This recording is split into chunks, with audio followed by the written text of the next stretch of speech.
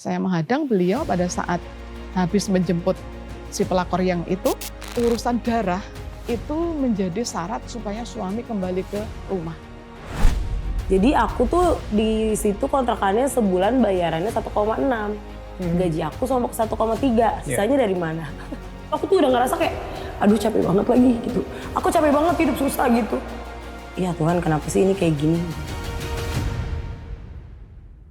Sahabat, pernahkah kita sungguh-sungguh menginginkan hidup yang dipulihkan, hidup yang lebih baik, dan bahkan kita menginginkan jawaban atas masalah yang sedang kita alami? Tetapi tanpa sadar di balik keinginan-keinginan tersebut, kita mengandalkan jalan kita sendiri. Dan hal ini pula yang dialami oleh seorang sahabat kita, yang di dalam keadaan buruk yang ia alami, justru masuk ke dalam kuasa gelap dengan cara mengandalkan pertolongan dukun. Bukan pemulihan yang ia alami, justru semakin terjerumus ke dalam jurang yang begitu gelap. Penasaran dengan kisahnya? Mari kita saksikan bersama-sama. Semuanya dengan mata kepala sendiri saya saksikan melalui chat, dan saya harus buka satu-satu di mana tempat kencannya disampaikan di chat. Saya menghadang beliau pada saat habis menjemput si pelakor yang itu, hampir nggak kontrol diri. Ya udah saya tantang si pelakornya, yuk kita gelut, kita tanding gitu. Saya ikut dengan aturan si Mbah Dukun, saya ikut ritual tertentu supaya suami kembali ke keluarga waktu itu. Urusan darah itu menjadi syarat supaya suami kembali ke rumah. Suami tetap saya layani dengan memberikan minuman, kopi. Itu ada darah saya, Mas. Darah saya yang diminum sama suami. Tapi setan nggak pernah berhenti di situ. Saya masuk ke dunia pornografi. Saya kecanduan pornografi waktu itu masih dengan model CD, Mas. Satu CD, sini saya habis 30-50 CD, Mas, satu malam. Bisa sampai jam 4 pagi. Sekali tawaran iblis itu masuk ke kita dan kita mengiyakan, maka setan, iblis akan memberikan tawaran kedua, ketiga, keempat, dan semakin jauh daripada Tuhan itu adalah targetnya si iblis.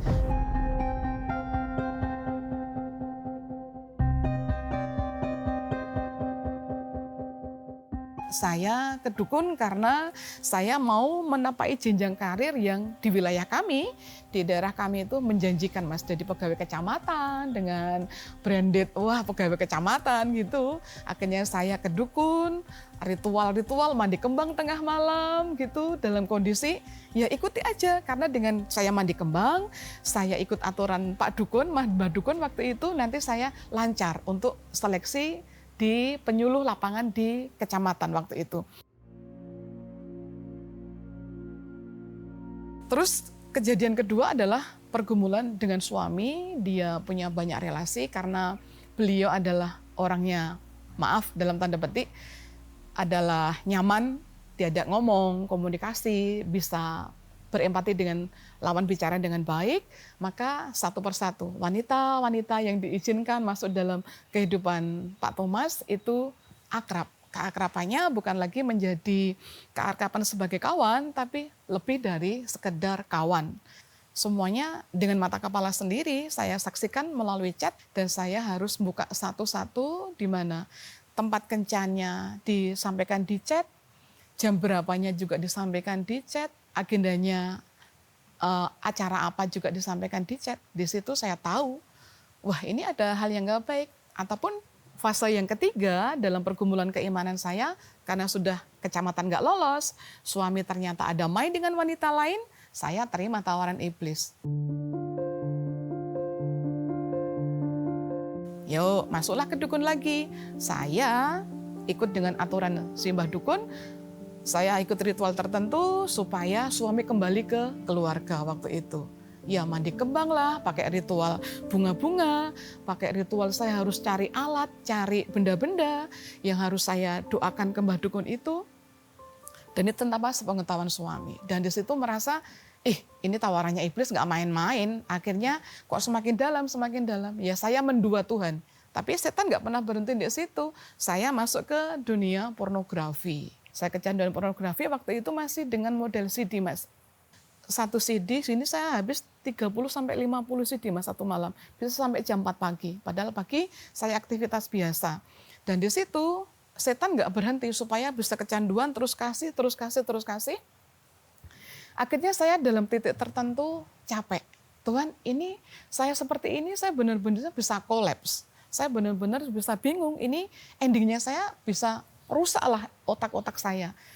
Terus saya diam berdoa. Satu hal yang mengingatkan saya adalah, saya ingat Bapak almarhum, beliau membisikkan sesuatu yang benar-benar saya nggak duga sama sekali, sampai di level, kamu mau jadi apa? Aku nggak suka seperti itu. Terus saya tersadar dan saya sudah melukai beliau yang sudah di alam tenang di surga. Saya merasa diri, oh ini jangan sampai berlarut-larut kehidupan yang nggak baik ini. Saya kecanduan pornografi, ke mbah dukun supaya suami kembali. Terus akhirnya saya sadar diri, saya sudah sampai ke level 4, Mas. Ada yang dioplos dan setan menawarkan itu, ngapain kamu ikut Tuhan Yesus? Toh dia nggak nolong kamu. Sampai di level ini pun ternyata mana uluran tangan Yesus itu masuk telinga, Mas. Masuk telinga kanan, masuk telinga kiri, masuk otak. Sehingga di sini tuh benar-benar muter. Semua tawaran-tawaran yang nggak baik. Saya tinggal tegak itu oplosan dan juga dengan putih waktu itu. Tapi ternyata Tuhan masih menolong saya dengan menghadirkan sosok ayah yang mengingatkan, enggak, kamu enggak di situ, ayo on the track lagi dengan Tuhan Yesus. Akhirnya saya merasa, Tuhan kembalikan saya ke dalam jalur yang benar. Gitu. Sampai di titik tertentu saya hanya diam. Benar-benar diam, enggak ngomong, hanya dengerin musik rohani, karena waktu itu sudah mulai YouTube, Mas, sudah mulai YouTube. Saya malu, Mas, sama Tuhan, saya malu.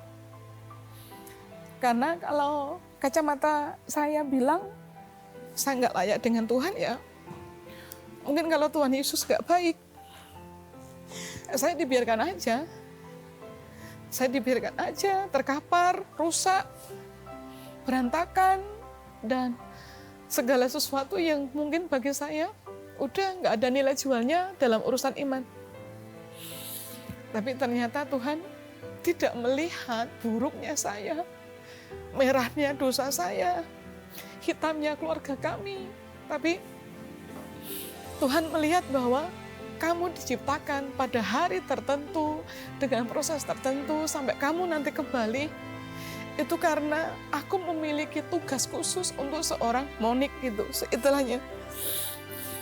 Dan kalau saya harus jujur dengan Tuhan, mungkin sepanjang kehidupan saya nggak cukup, Mas, untuk nyarutan, bayar hutang dengan semua kebaikan Tuhan. Biarpun Tuhan itu nggak minta dibayar, tapi Tuhan hanya minta satu, setia, percaya, dan kamu tetap mengandalkan aku di dalam semua nafas kehidupanmu.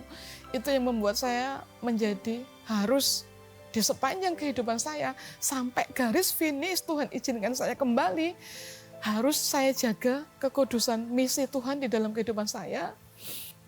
Akhirnya 2006 itu titik balik keimanan saya muncul. Saya dipulihkan Tuhan juga dengan cara yang saya nggak sadar. Ternyata maunya Tuhan saya dibawa benar-benar tergeletak di bawah, nggak bisa bangkit, terkapar tak berdaya dalam kondisi keimanan yang rapuh, remuk, tapi Tuhan bangkitkan saya, tolong saya bisa beranjak, saya bisa berlutut, saya bisa jalan setapak demi setapak dengan keimanan yang Tuhan kirimkan, utusan-utusan Tuhan, kawan-kawan rohani yang baik, yang menjadi sarana Tuhan penyembuhan luka-luka batin saya, Mas. Pemulihan dari saya dulu, karena saya sudah mulai kenal Alkitab. Saya doanya sudah lagi tidak dengan ucapan kutuk, tidak lagi dengan sumpah serapah yang menyumpahi kehidupan suami saya, tapi saya benar-benar diubah Tuhan dulu. Kalau Tuhan izinkan saya berproses dalam pergumulan yang mengerikan, mungkin menjijikkan, mungkin sesuatu yang buruk, tapi Tuhan izinkan itu menjadi titik balik bahwa saya berharga di matanya Tuhan. Pemulihan dengan suami, kita satu keluarga, reuni keluarga, Mas.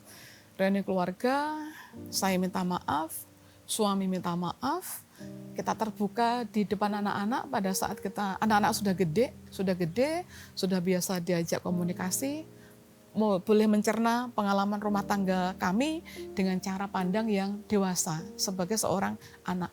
Kita berdoa benar-benar kosong-kosong. Kita semua ngaku dosa sesama anggota keluarga dan minta Tuhan untuk pulihkan keluarga kita. Dia minta maaf, berani mengakui semua kesalahannya, benar-benar salah dan berjanji di depannya saya, di depannya anak-anak, dan kita memperbarui sakramen pernikahan kita dalam peneguhan sakramen di gereja. Dan kita memperbarui janji suci dalam pernikahan gereja, dan kita di depannya saksi, di depannya anak-anak, di depannya romo, di depannya kerabat keluarga kita, memperbarui janji nikah kita. Nah, sejak itu terus kita benar-benar menjaga kekudusan hidup keluarga kita, dan satu persatu pergumulan keluarga kami benar-benar dipulihkan sehingga suami kembali ke gereja, berdoa setiap malam, setiap kita mau tidur, menyerahkan pergumulan anak-anak, kehidupan rumah tangga kami, dan misi Tuhan di keluarga kami supaya terjadi secara sempurna. Dan kalau kami menapai kehidupan rumah tangga sudah di tahun yang ke-26 tahun ini, besok Maret, itu adalah banyak mujizat yang Tuhan berikan kalau kita ikut Tuhan, melibatkan Tuhan, menghadirkan Tuhan, dan satu, poros Tuhan Yesus di dalam kehidupan kita. Sahabat, melalui kisah tadi, kita belajar bahwa pertobatan bukanlah tentang menjadi sempurna secara instan. Bukan pula tentang hidup yang tanpa noda di masa lalu. Tetapi pertobatan adalah ketika kita berhenti mengandalkan diri kita sendiri, mengakui keterbatasan dan dosa-dosa kita, lalu bersandar kepada satu-satunya pribadi yang sanggup menyelamatkan dan memulihkan kita, yaitu Tuhan sendiri. Namun, jika hari ini kamu sedang terbelenggu oleh dosa-dosa masa lalu yang kamu ingin lepaskan, tetapi kamu bingung harus memulai dari mana, kamu bisa menghubungi nomor yang di bawah ini. Kami siap untuk mendengarkan ceritamu, menemani perjalananmu, dan mendukung kamu di dalam doa. Kami tunggu ya. Setelah ini kita akan ngobrol dengan seorang sahabat yang mengalami perjalanan iman yang begitu panjang. Bahkan ia harus melewati kesulitan ekonomi yang begitu berat. Penasaran dengan kisahnya? Mari kita ngobrol dengan dia. Ya sahabat Solusi, hari ini saya kedatangan sahabat tamu yang spesial yang akan menceritakan bagaimana perjalanan hidupnya Tuhan pakai untuk membawa dia datang kepada Tuhan. So please welcome Sheila. Welcome to Solusi, Sheila. Terima kasih. Agak gugup ya di sini. Di bawah santai aja, kita bakal ngobrol-ngobrol tentang kehidupan seorang Sheila ya. Tapi boleh nggak sih Sheila ini memberikan sedikit perkenalan siapa sih seorang Sheila ini? Aku seorang manusia biasa yang hidupnya disertai Tuhan. Amin. Gimana ya? Aku seorang ibu anak satu yang kerjaannya konten kreator gitu. Sekarang ya, karena udah diberkati, udah ditolong Tuhan. Tapi kalau dulu aku masih kerja di mall, SPG gitu ya. Seorang ibu. Seorang ibu ya. Dan seperti yang aku bilang tadi ya, bahwa ternyata awalnya kamu bukan lahir sebagai seorang pengikut Kristus. Benar. Nah, tumbuh dalam keluarga yang seperti apa sih sebenarnya? Aku tumbuh di dalam keluarga aku sebenarnya aman-aman aja, bukan yang dibilang keluarga broken home atau keluarga yang gimana. Enggak, keluarga cuman memang tidak percaya Kristus. Jadi kepercayaan lain gitu. Kepercayaan yang lama itu? Iya, kepercayaan lama aku gitu. Oke, nah kamu bilang bahwa pada akhirnya kamu mengikuti Yesus, mengenal Yesus. Iya. Awalnya gimana? Iya, ini belum aku kasih ceritain ke siapa-siapa. Jadi mungkin ini adalah pertama kalinya aku ngasih tahu gimana sih aku pertama kali kenal Yesus gitu. Itu tuh di sini. Aku waktu itu pas masih mamaku jadi buka laundry. Nah, laundrynya itu kan banyak orang-orang Afrika yang laundry di tempat aku gitu ya. Aku masih sekolah saat itu SMP. Uncle di sana tuh suka ayo gereja gitu. Dan gerejanya tuh gereja Afrika. Aku datang ke sana lah ke gereja itu. Tapi aku kayak ngerasa aneh aja, ini orang-orang apa sih ini? Ibadah apa sih ini? Terus ada poster-poster Yesus kan. So kayak apa sih ini orang-orang kayak Jesus is the Lord. Jesus. Aku tuh kayak nggak suka gitu, kayak aneh, bener-bener menolak lah ya. Tapi nggak tahu kenapa hari Minggu tapi aku malah rajin ikut, hari Minggu ikut. Dan disitulah aku belajar di Sunday School, cuma nggak mendalami juga. Oke. Masih biasa aja Sunday school, ikut main-main gitu ya. Sampai pada akhirnya aku itu udah SMK kelas 1, aku lagi di angkot, terus aku lihat ada di Facebook kayak ibadahnya Pastor Geren Lumoindong. Oke. Itu kan di Glow ya. Nah aku kayak seru nih ibadahnya. Aku ngeliat kok seru apa nih ibadah mukjizat bagi semua. Aku ingat banget itu ibadah first time aku ke gereja Indo gitu ya. Aku datang di situ langsung pendetanya manggil aku langsung ke depan. Aku langsung di altar. Kalau aku datang cuma mau lihat kayak emang bener Yesus bisa nyembuhin. Padahal aku udah sering gereja. Tapi aku kayak emang bener ya Yesus bisa nyembuhin. Soalnya kan ibadahnya situ prosesnya menyembuhkan kan. Terus aku datang, aku cuma niatnya pengen nonton. Tapi pendetanya manggil aku langsung ke depan. Terus aku masih inget banget kata-katanya pastor itu dia bilang sama aku. Dia bilang kayak gini, Tuhan mau pakai hidup kamu bukan yang kayak gini-gini aja. Tuhan udah pilih kamu. Terus aku kayak, aku cuma kayak oh oke. Terus dia doain aku, setelah itu aku langsung jadinya cari tahu tentang gereja itu dan ibadah di situ mulai mendalami tentang Yesus tuh di ibadahnya Glow. Oke. Di gereja itu. Jadi setiap minggu jadi gereja, jadi ikut komunitas Komsel. Terus aku juga saking keponya sampai ikut pendalaman Alkitab, bener-bener nyari gitu, bener-bener tadinya cuma tahu oh Yesus, oh yaudah. Tapi aku bener-bener jadi kayak pengen pelajarin setiap detail tentang dia. Oke. Nah ketika kamu ikut ke gereja Afrika waktu itu ya, kan kamu tidak merasakan apapun ya. Kayak cuman ini aneh banget orang-orang kok beda dengan aku gitu ya. Kamu ikut Sunday School tapi tidak mendalami. Nah ketika kamu ke gereja yang baru gitu, apa yang kamu rasakan hari itu? Mungkin karena pertama case-nya di situ aku nggak ngerti apa yang mereka bicarakan ya. Karena kan Inggris, full Inggris. Saat itu aku belum yang mahir Inggris. Ya. Jadi aku ngerasa aku nggak ngerti nih apa yang mereka omongin, apa yang mereka ajarin. Tapi setelah aku masuk ke gereja Indo, mereka pakai bahasa aku jadi langsung mengerti. Di situ aku belajar banyak banget tentang penyembahan, terus tentang Alkitab, tentang siapa Yesus. Mereka kan benar-benar khotbahnya tuh dengan detail. Terus apa arti dari penyembahan, hadirat Tuhan. Di situ tuh benar-benar aku belajar kayak agak kaget ya merasakan itu semua dari namanya juga dari agama lain kan beda banget gitu ya. Terus ke agama ini tuh penyembahan hadirat Tuhan tuh kayak bener-bener nyata. Jadi kayak oh ini loh gitu, ibadah tuh ini loh gitu.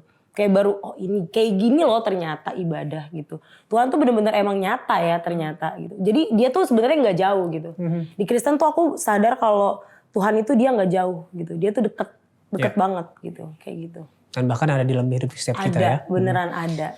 Ketika kamu mulai datang ke gereja, mulai mendalami firman Tuhan, ikut Komsel, ada perubahan apa dalam hidupmu hari itu?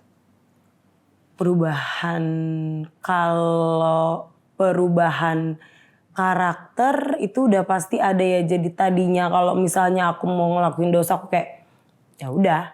Tapi sekarang jadi kayak menurut aku tuh jadi Kristen susah ya.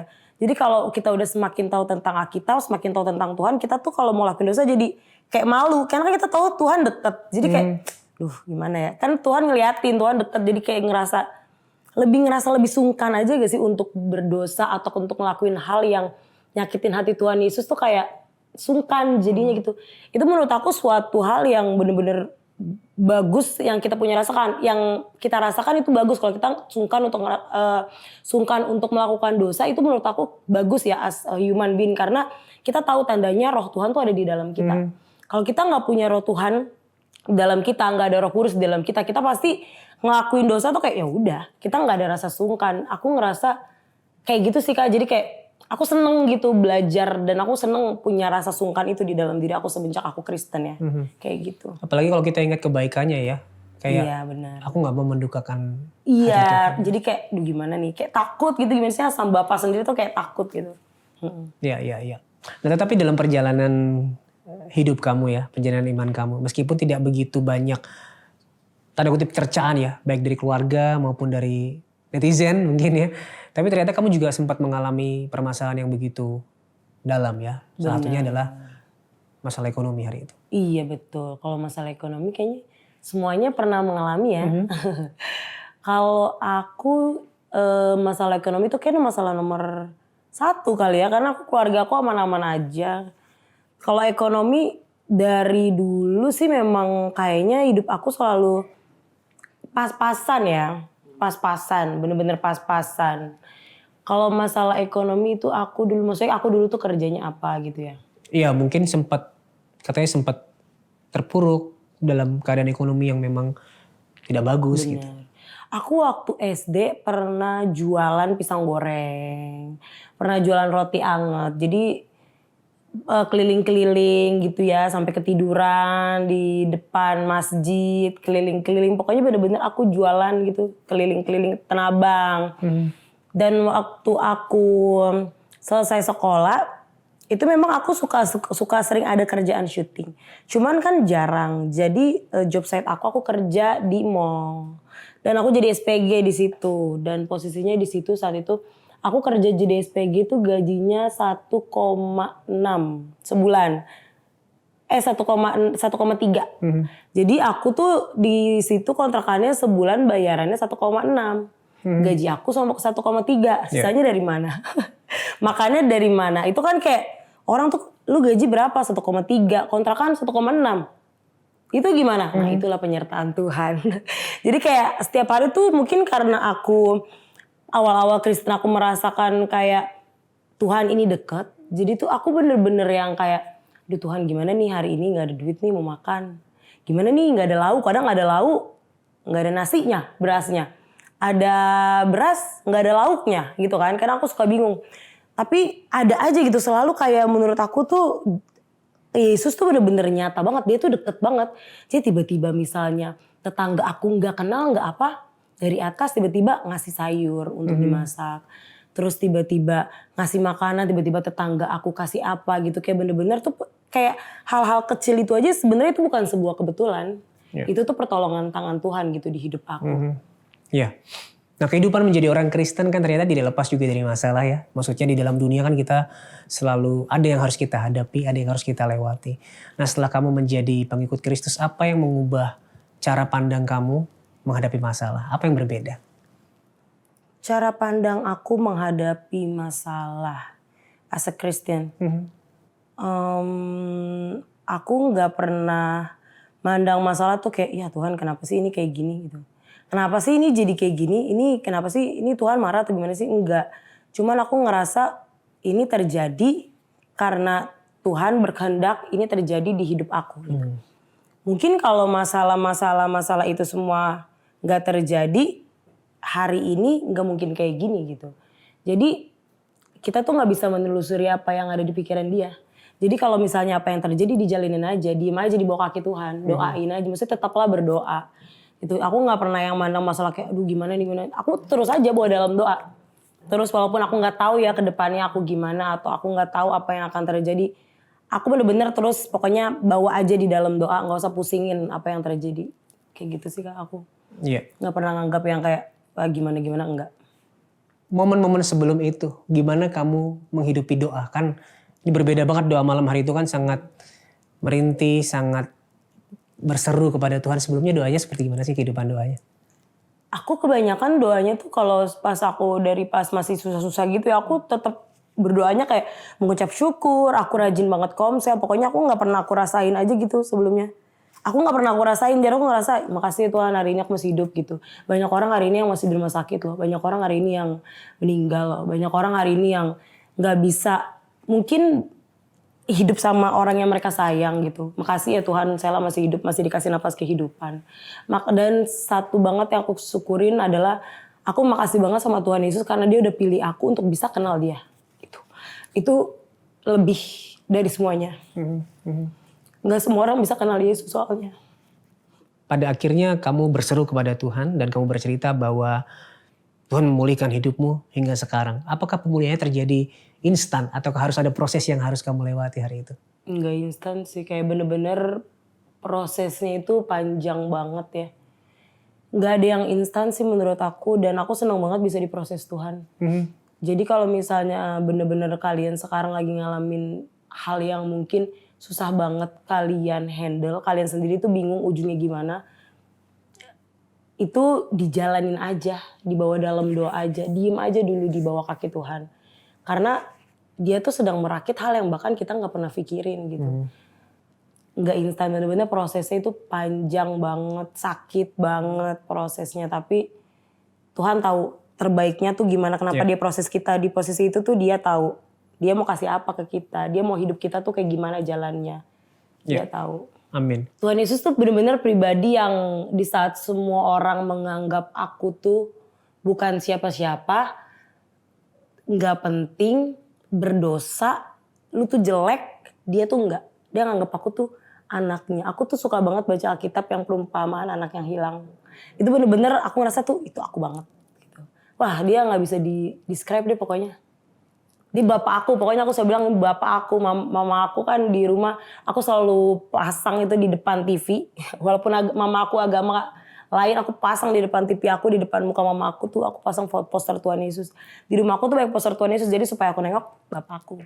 Aku suka lihat-lihat dia gitu, kayak poster-poster Tuhan Yesus ya. Jadi aku ngerasa kayak, aku gak mau nih pergi dari dia gitu. Jadi kayak bener-bener biar selalu ngerasa deket aja gitu. Sahabat, seringkali kita berpikir bahwa pertobatan adalah awal mula hidup yang tanpa masalah. Tapi justru pertobatan adalah awal perjalanan iman kita bersama dengan Tuhan. Masalah mungkin tetap ada, tetapi kita bisa melihatnya dengan sudut pandang yang berbeda.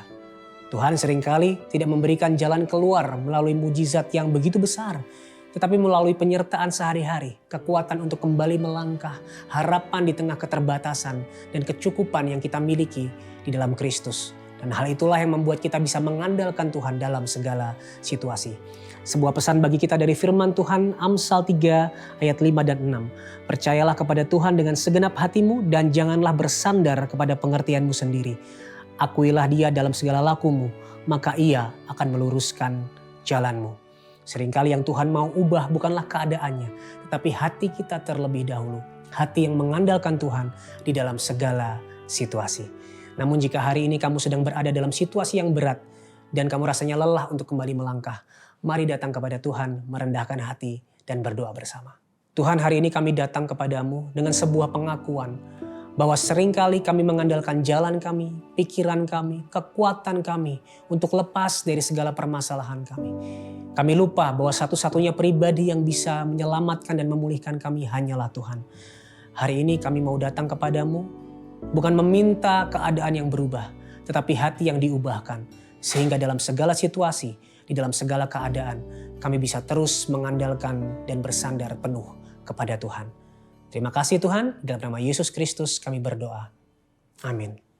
Namun sahabat Solusi, jika hari ini kesesakan yang menghimpitmu membuatmu berusaha keras mengandalkan kekuatanmu sendiri, mengandalkan jalan pikir dan rencanamu sendiri, mari sama-sama bertobat, datang kepada Tuhan, meminta Dia memimpin dan menuntun langkah kita. Tetapi jika hari ini kamu tidak tahu kemana harus melangkah, kamu bisa menghubungi nomor yang ada di bawah ini. Kami siap untuk mendengarkan cerita kamu, menemani perjalanan, dan mendukungmu di dalam doa. Kami tunggu ya. Melalui program ini kami melihat orang-orang yang sudah hancur dan tidak memiliki harapan menemukan pemulihan yang sejati di dalam Tuhan. Kami rindu kamu jadi bagian dari cerita pemulihan ini dengan cara scan QR Code yang ada di layar kamu. Dan kami percaya setiap kontribusimu akan membawa dampak yang besar bagi orang-orang yang mencari Tuhan. Sehingga pada akhirnya melalui program ini mereka bisa menemukan jawaban yang sejati, yaitu Tuhan sendiri. Terima kasih sudah menyaksikan tayangan ini. Sampai bertemu di episode selanjutnya. Ingat, Tuhan Yesus sangat mengasihimu. Dan apapun permasalahanmu di dalam Tuhan, pasti ada solusi.